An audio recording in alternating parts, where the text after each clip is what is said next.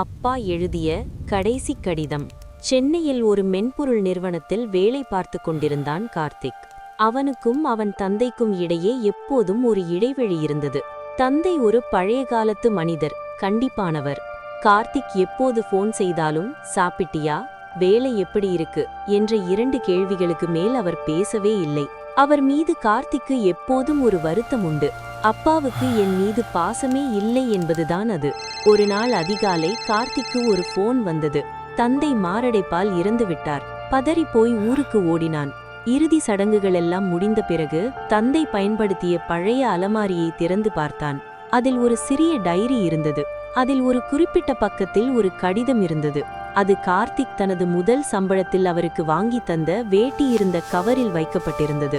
அன்புள்ள மகன் கார்த்திக்கு, உன்னிடம் போனில் பேசும்போதெல்லாம் உன்னை எனக்கு ரொம்ப பிடிக்கும் என்று சொல்ல வேண்டும் என்று நினைப்பேன்.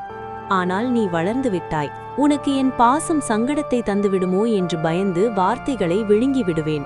நீ சிறுவயதில் விழுந்து அடிபட்ட போது நான் உன்னை அடிக்கவில்லை.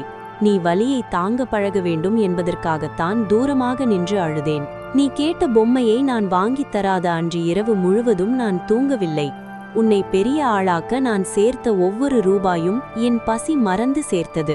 என் அன்பு உனக்கு புரியாமல் இருக்கலாம். ஆனால் இந்த உலகம் உன்னை வீழ்த்த நினைக்கும் போதெல்லாம் உன் முதுகெலும்பாக நான் இருந்தேன் என்பது எனக்கு மட்டுமே தெரியும்.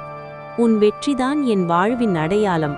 இதை படித்ததும் கார்த்திக் கதறி அழுதான். தான் இத்தனை காலம் தேடிய அன்பு மிக அருகிலேயே இருந்தது. ஆனால் அதை உணரத்தான் தான் தவறிவிட்டோம் என்பதை அவன் உணர்ந்தான். பெற்றோர்களின் அன்பு எப்போதும் வார்த்தைகளில் வெளிப்படுவதில்லை. அது அவர்களின் தியாகத்திலும் செயல்களிலும் ஒளிந்திருக்கும். அவர்கள் இருக்கும்போதே அதை அங்கீகரிப்பதுதான் நாம் அவர்களுக்கு செய்யும் மிகப்பெரிய கைமாறு.